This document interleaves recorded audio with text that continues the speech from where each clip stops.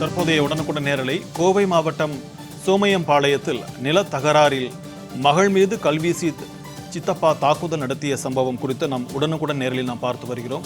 கோவை மாவட்டம் சோமையம்பாளையத்தில் நில தகராறு காரணமாக மகள் மீது கல்வீசி தாக்குதல் நடத்திய சித்தப்பா குறித்து தற்போது நாம் உடனுக்குடன் நேரலில் நாம் பார்த்து வருகிறோம்.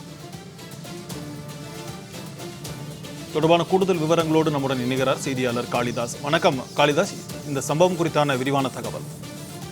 வணக்கம் சிக்கந்தர். கோவை சோமையம்பாளையம் பகுதியில் நிலத்தகராறு காரணமாக மகளை சித்தப்பா கற்களால் வீசியும் ஆபாசகமாக பேசியும் காட்சி தற்பொழுது வெளியாகி பரபரப்பை ஏற்படுத்தியுள்ளது.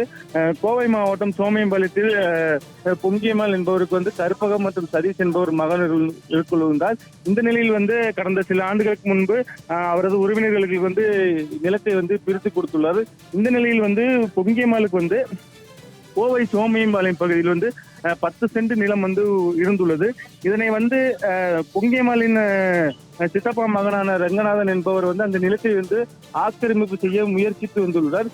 இதனை அறிந்த பொங்கியம்மாள் குடும்பத்தினர் உடனடியாக அந்த 10 சென்ட் இடத்தை கம்பி வேலி அமைக்கும் பணியில் ஈடுபட்டுள்ளனர். அப்போது ஜேசிபி இயந்திரம் கொண்டு கம்பி வேலி அமைக்கும் போது ரங்கநாதன் என்பவர் பொங்கியம்மாள் மகளான கற்பகத்தை கற்களாக தாக்கியும் தகாத வார்த்தையிலும் பேசியுள்ளார். தற்பொழுது இந்த காட்சி வெளியாகி பரபரப்பை ஏற்படுத்தியுள்ளது.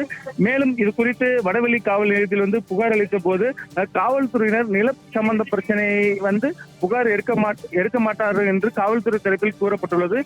அது மட்டும் இல்லாமல் பாதிக்கப்பட்டவர் கூறுகையில் காவல்துறையினர் ரங்கநாதனுக்கு சாதகமாக செயல்பட்டு வருவதாக குற்றம் சாட்டுகின்றனர். எனவே காயமடைந்த கற்பகம் தற்பொழுது தனியார் மருத்துவமனையில் சிகிச்சை பெற்று வருகிறார்.